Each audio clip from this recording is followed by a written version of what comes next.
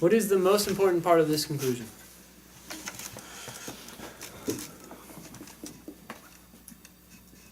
What is the conclusion? Good question. What is the conclusion?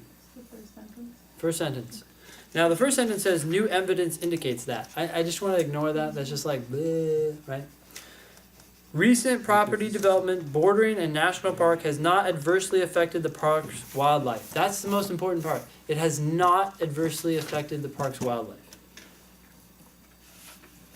Is that concrete or vague? Very concrete. I'd say. Okay, we have two. Oh no, I was laughing because you said vague and she said concrete. Or the Yeah, we reverse. know why you're That's laughing, all. John. Just, you know, Those are just fine. apologize and I get wasn't out. trying to be Wasn't So thinking that. here's the thing. I would say that I would say, Wendy, this is vague because adversely affected. What does adverse mean? Like, there's not as many numbers. They aren't as healthy, but there's as many numbers. There's not as much diversity. Like it's just it's very it's just bad, right? So now here's the thing. There's two premises in this argument, right? What is the first premise basically saying? What's the most important part of it?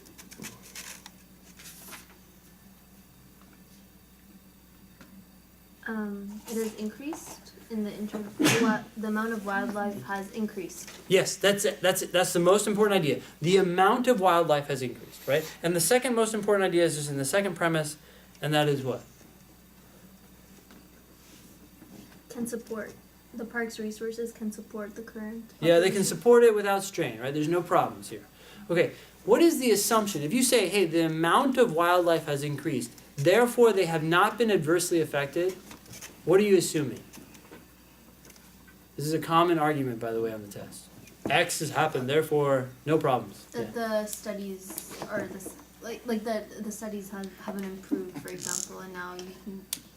So the studies are legit. That's Yeah. one assumption, right? Okay, let's assume that they're legit. What are you assuming if this is actually true? If the amount of wildlife has increased, can you conclude that the wildlife has not been adversely affected? No, It's an assumption. What's the assumption? This is a very common assumption. there are no other factors involved. There are no other factors involved. This is like over and over and over again. We don't need to consider anything else, right? Like, it's just a very narrow premise. The amount has gone up. That'd be like the world's population has doubled, so no one is adversely affected by the recent fallout of nuclear waste.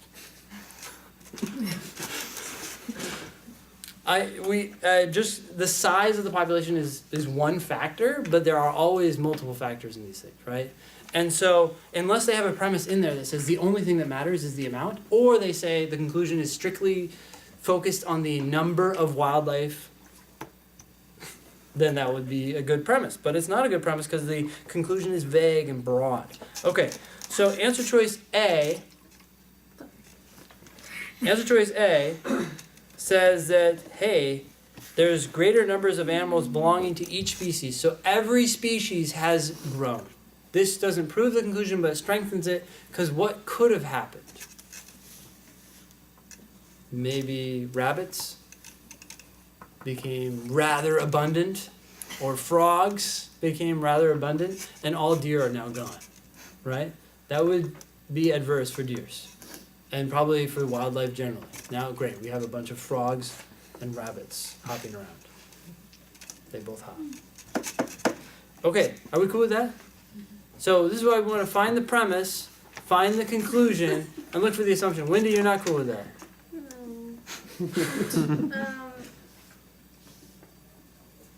No. Can we go over E? Sure. The more recent survey not only involves counting the animals, but unlike the earlier survey, also provided an inventory of the plant life Oh wait, found. sorry. This was the one that I. Never mind. This one weakens it because it actually suggests maybe the amount of wildlife has not increased.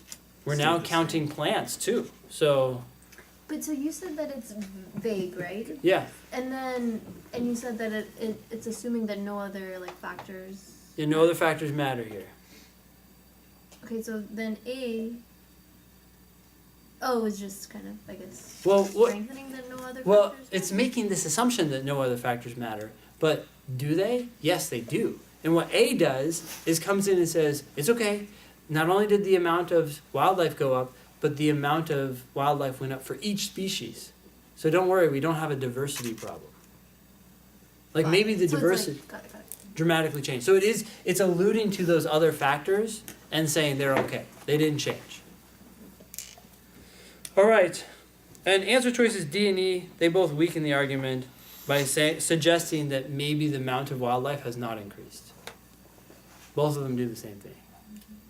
Because we're just finding, like in D, we're just finding more than we used to, but it didn't change. Yeah, maybe it didn't change. Now, it doesn't prove that it didn't change, but it opens up that possibility. So this is actually bad for the argument. Right. Same with E. Because wildlife is going to include animals and plants. All right. Yes? So in some, we're saying that the increase in wildlife did not affect the, it has not adversely affected parks wildlife. In some? No, if the increase, like, are we saying that the increase, is that what A is saying? Like, can you better explain A, like why it's right? Well, okay, so this argument has said that the amount of wildlife has increased, right? Mm-hmm. Does that prove that the wildlife has not been adversely affected? No, because maybe the number of species, or not the number of species, but the number of animals has gone up, but now all we have is horses, Okay. right? And if before there were horses and pigs. Strange little wildlife area here. Horses and pigs hanging out, and now all of a sudden there's more wildlife because the horses have gone from 10 to 40 and the pigs have gone from 10 to 0.